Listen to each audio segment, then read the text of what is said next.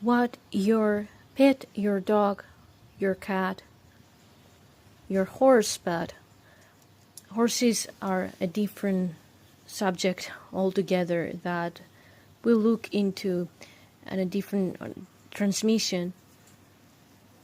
But what your animal companion is interested in is not actually for you to show up in a positive way for them, put on a good face, or be positive, or even to remain calm in a way that is not holistic. What your animal is interested in is for you to be authentic.